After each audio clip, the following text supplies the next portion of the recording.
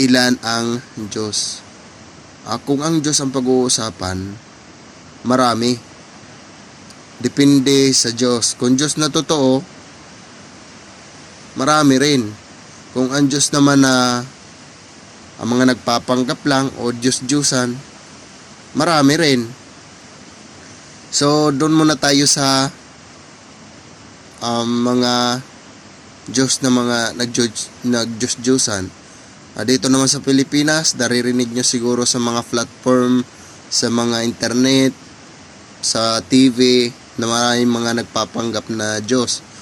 Yung kahit sa ibang bansa, may nagpapanggap na Diyos.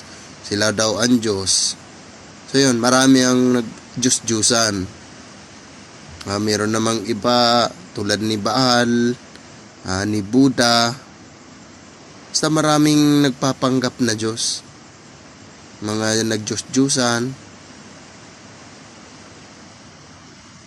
Pero kung totoong Diyos, marami rin naman po ang totoong Diyos.